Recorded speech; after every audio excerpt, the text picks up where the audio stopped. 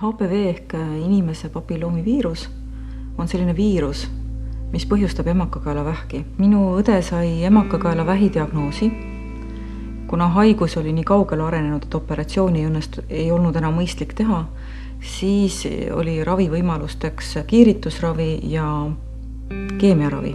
Ja kui selline diagnoos nagu tabab tervet peret, et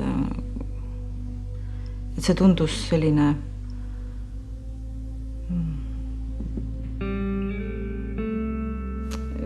mõistusele vastuvõtmatu, eelkõige suur šokk. Kõige mustem stsenaarium on ju surm, eks ole. See surmahirm on tegelikult see, mis paneb sind ikkagi selle ravi vastu võtma, selle ravi läbi tegema. Et siis kõik see elukorraldus tuleb nagu peresiseselt ümber vaadata, sest vähiravi toimub ju keskustes, ma mõtlen Tallinn-Tartu, eks ole.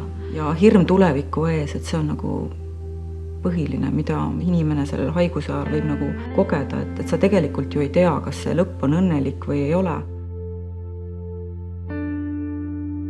Ämmaemandana väga palju küsitakse minu käest, et selle HPV vastase vaktsineerimise kohta, kas seda on mõistlik teha, kas see on efektiivne, mis sa üldse arvad sellest.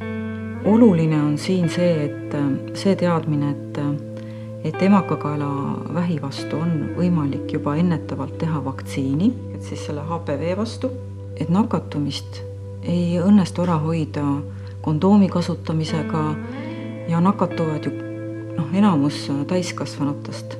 Protsent on tegelikult päris kõrge, 85%. Või noortele soovitaks küll, et ennem suguelu algust, et nad ennast vaktsineeriksid HPV vastu ja sellega nad saavad kaitsega siis emakakaelavähi vastu. Mina ise olen vaktsineeritud. Õetütar on vaktsineeritud. Minu tütar on nüüd kohe varsti saamas 12-aastaseks ja mul on väga hea meel, et see vaktsiin on sattunud riiklikusse vaktsineerimiskavasse. Nüüd mul õnnestub lapsele, tütrele siis see vaktsiin juba selle vaktsineerimiskava raames ära teha. Et ei ole ühtegi sellist muud vahendit, kuidas ennast saaksid kaitsta emakakaelavähi eest.